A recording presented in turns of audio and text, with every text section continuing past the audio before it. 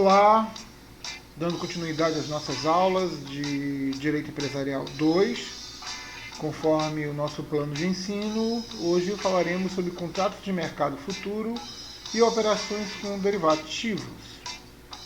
Ok. O mercado futuro, senhores, é um ambiente dentro da Bolsa de Valores, onde são negociados contratos de compra ou venda de ativos para uma data futura. Daí vem o seu nome. A grande sacada aqui é que, em vez de negociar ações das empresas, no mercado futuro você compra ou vende contratos futuros. Quando falamos de investimento, estamos falando em termos gerais de uma aplicação que é feita pensando no futuro. Você investe hoje, acreditando em um cenário que se concretizará no curto, médio ou longo prazo. Por isso, e tão importante saber lidar com as incertezas futuras, afinal não dá para saber com certeza o que vai acontecer amanhã, não é mesmo? No mercado futuro, é uma espécie de jogo muito interessante. Você aposta no resultado daquele papel que você está investindo. E por incrível que pareça, nós vamos descobrir que alguns apostam para que aqueles papéis não deem certo. Vamos falar dos especuladores, das pessoas que aproveitam essa possibilidade de investimento para terem lucros próprios. Pois bem, quais são os pontos positivos do mercado futuro? Temos inúmeros pontos, entre eles a facilidade, a flexibilidade, a alavancagem, o controle de perdas, a liquidez. O que seria a facilidade com relação ao mercado futuro? Como dissemos, investir em contratos futuros é tão simples quanto comprar e vender ações. As transações são realizadas exclusivamente na Bolsa de Valores. E tudo é feito online. Então você não precisa sair de casa para fazer suas negociações. Com relação à flexibilidade, existem diferentes formas de lucrar com o mercado futuro. Você pode fazer investimentos buscando a valorização dos ativos, ou seja, você compra o contrato por um preço e vende quando o preço aumentar.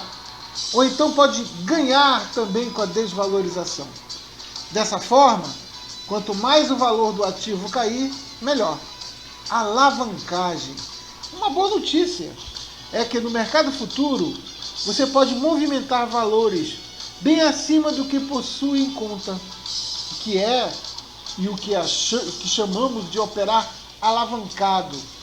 Dessa forma você pode investir com os grandes investidores sem precisar, colegas, ter todo esse dinheiro na sua conta.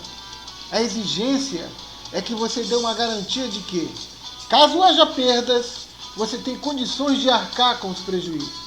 Vamos dar exemplos.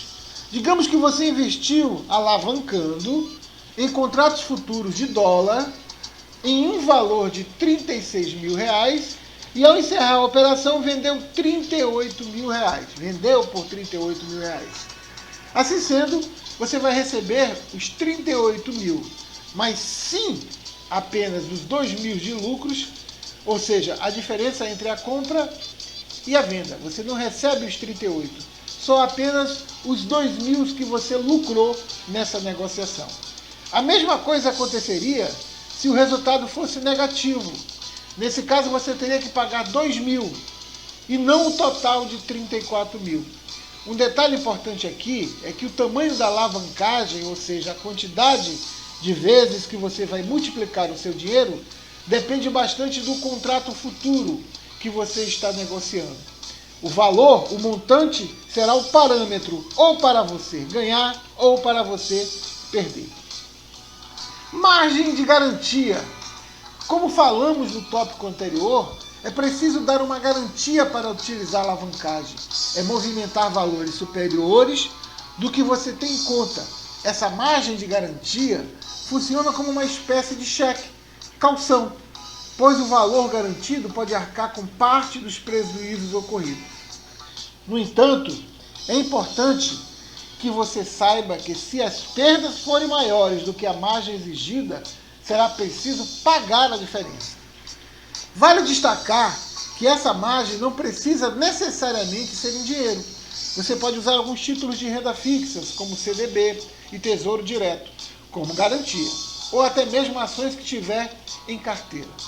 Com relação à liquidez, é possível encerrar a posição, ou seja, solicitar o resgate do dinheiro investido a qualquer momento. Você não precisa seguir prazos, como em alguns investimentos em sistema financeiro. Mesmo antes do vencimento do contrato, você consegue reaver o seu dinheiro investido e o seu montante. Como é que funciona esse mercado futuro? Muito bem. O mercado futuro ele tem um início, ele tem ajustes diários e ele tem encerramento. Você já aprendeu que no mercado futuro os preços são negociados na data atual, com base nas expectativas quanto à cotação para um determinado prazo, negociado e a cotação alcançada. Essa é uma espécie de apuração de perdas e ganho feita pela Bolsa de Valores, conhecida como ajuste diário. Podemos resumir dessa dinâmica, conforme eu falei para vocês inicialmente, em 3 etapas: início, ajuste diário e encerramento. Correto? O início, vamos entender.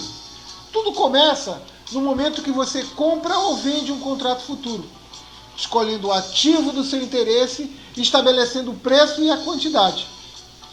Já com relação ao ajuste diário, entre o início e o término da operação, seus investimentos são ajustados, conforme nós explicamos em slides anteriores. São ajustados diariamente pela própria Bolsa de Valores. E é por isso que podemos entender o mercado futuro como um mercado de soma zero.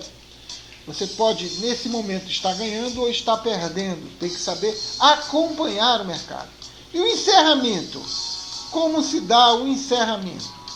Quando o investimento chega ao vencimento, ou você, antes do prazo, no momento de obter o lucro ou o prejuízo, né? Se você for pagar devido a perdas, por meio de soma dos resultados diários, vale lembrar que os ativos negociados no mercado futuro são comercializados e consumidos praticamente no mundo todo.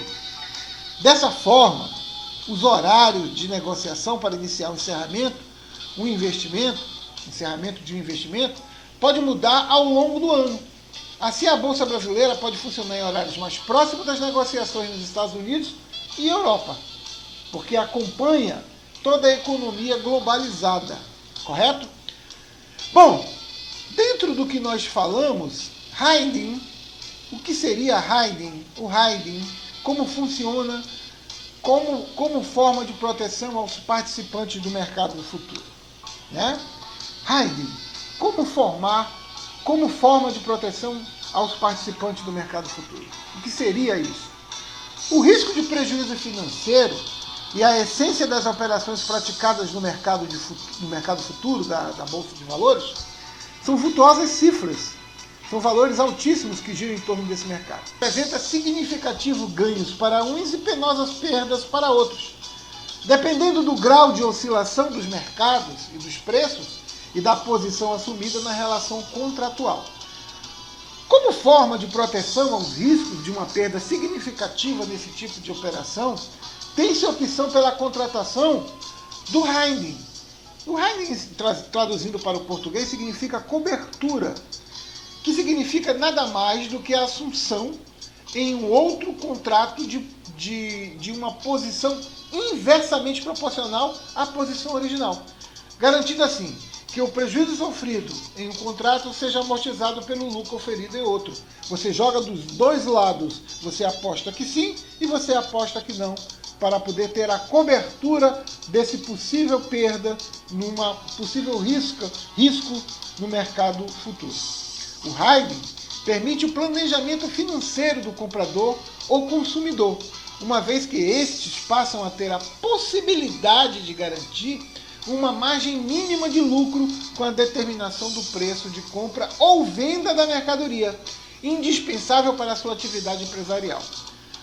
Ao assumir posições antagônicas em contratos que possuem exatamente o mesmo objetivo, comercialização de um bem ou ativo financeiro específico, o Hiding reúne condições para pré-estabelecer, independentemente do grau de oscilação, o preço que irá pagar ao vender no futuro a coisa negociada.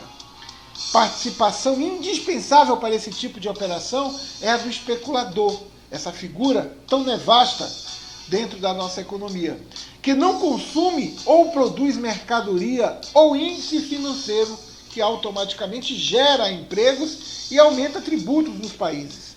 O especulador, ele enxerga nas operações a futuro apenas uma possibilidade de rentabilidade do seu capital investido. Ele é um apostador. Contra essa figura, temos que nos precaver e existem algumas leis. Embora seja proibido especular nesse mercado, os especuladores assumem uma posição de vendedor ou comprador, apostando em uma oscilação de preços que lhe seja favorável, que lhe permita angariar o maior rendimento possível ao recurso aplicado no vencimento da operação. Diferentemente do comprador ou consumidor, o especulador atua no mercado de futuros única e exclusivamente com o objetivo de prover lucro dos investimentos realizados. Ele vive de apostas, ele vive de possibilidades, ele é um grande jogador. Bom, políticas e diretrizes de atuação do mercado financeiro. Vamos explicar, né? A Bolsa de Valores de Mercadorias e Futuros de São Paulo, ela tem vários órgãos, várias entidades, vários departamentos para dar as políticas e as diretrizes de atuação no mercado financeiro. Vou enumerar algumas para vocês. Tem a Comissão de Valores Imobiliários, ligada ao Banco Central. Tem a Anbina, Associação Brasileira das Entidades dos Mercados Financeiros e de Capitais. Tem o Banco Central do Brasil, né? Tem um contrato de intermediação, contrato de custódia, tem um código de ética que o mercado assume, tem um plano de contingência de negócios, a política de prevenção à lavagem de dinheiro e combate ao terrorismo. Isso sim, porque dentro do mercado futuro você pode lavar dinheiro oriundo de tráficos e outras coisas ilícitas, por isso é preciso se precaver. Tem a política de investimento pessoais, tem a política de responsabilidade socioambiental, não se permite que se aposte algo que irá prejudicar o meio ambiente. Tem regras e parâmetros, tem regras de risco, tem a política anticorrupção e tem a política de contratação de prestadores de serviços. Sobre os órgãos reguladores do mercado financeiro, a Comissão de Bolsa de Valores é uma entidade vinculada ao Ministério da Fazenda, que visa disciplinar e fiscalizar as atividades do mercado de valores imobiliários do Brasil. A CVM também tem como objetivo defender, proteger os interesses do investidor, especialmente o acionista minoritário. Dito isso, vamos falar das leis de proteção ao investidor. As leis de proteção ao investidor são várias. O mercado está sempre modificando para tentar acompanhar a tendência da economia globalizada. Hoje nós não podemos apenas pensar dentro do nosso território brasileiro. As leis, elas têm que amparar todos os investimentos, até os investimentos fora do nosso país. Por isso que há na legislação mudanças constantes com relação a essas leis. Nós tínhamos a lei de 6.385 de 76, que já foi bastante alterada. Tinha a 6.404, que criava a Comissão de Bolsa de Valores, que ela é de 76 também. Tem a lei das sociedades de ações, a 6.404. Tem a 7.940 de 89, que fala das exposições de motivo, né? Institui taxa de fiscalização dos mercados de títulos e valores imobiliários e dá outras providências, que é a lei 8.668 de 93. Tem uma que dispõe sobre a constituição e regime tributário dos fundos de investimento imobiliário, e dá outras providências também, a 9.613 de 98. Inúmeras são as leis que dispõem sobre a proteção do investidor, entre elas a 10.198 de 2001, ela dispõe sobre a atuação das câmaras e dos prestadores de serviços de compensação e de liquidação no âmbito do sistema de pagamento brasileiro e dá outras providências. Né? Então você tem inúmeras leis, tem a 10.931 de 2004, que fala da fiscalização e supervisão dos mercados de títulos ou contratos de investimentos coletivos. Vamos falar também de outras leis, como a 11.101 de 2005, a 12.527, que regula a recuperação judicial e a extrajudicial e a falência do empresário e da sociedade empresária, que é a lei de acesso à informação pública, né? Em 13 de novembro de 2017, foi sancionada a 13.506. Em nosso último boletim, havíamos tratado do processo legislativo da medida provisória 784, que após ter perdido seu prazo de validade, gerou projeto de lei na Câmara que terminou por resultar no texto de lei ora comentada. A lei é extensa, senhores. São 72 artigos. No aspecto de sua abrangência, a lei, além de criar tipificações para certas condutas que passam expressamente a ser consideradas ilícitos administrativos, a lei regula um novo processo administrativo, sancionar na esfera de atuação da CVM e do Banco Central.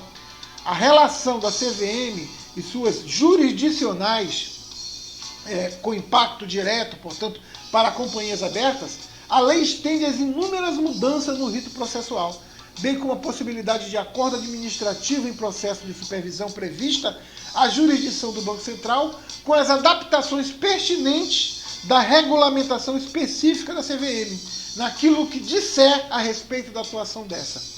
Nas disposições finais da lei, que ocupam mais da metade do texto normativo, há modificações relevantes na legislação base dos mercados financeiros e de capitais, com destaque para alterações promovidas na Lei 9.613 de 96, que trata principalmente da Lei dos Crimes de Lavagem de Dinheiro, que é uma das maiores preocupações no mercado financeiro e nas bolsas de valores.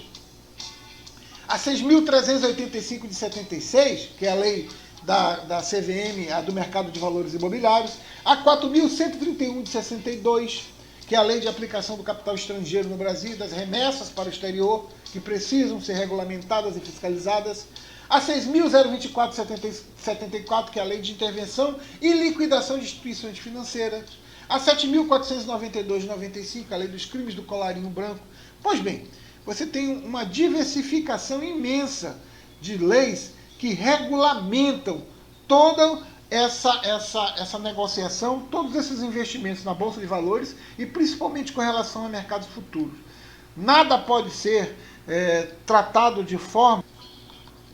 Houve algumas mudanças também na 6.024/74, teve seu artigo 19, que acerta do regime de encerramento da liquidação extrajudicial, completamente modificado. 1506/17 racionalizou a discricionalidade do Banco Central em apurar certas condições de garantias.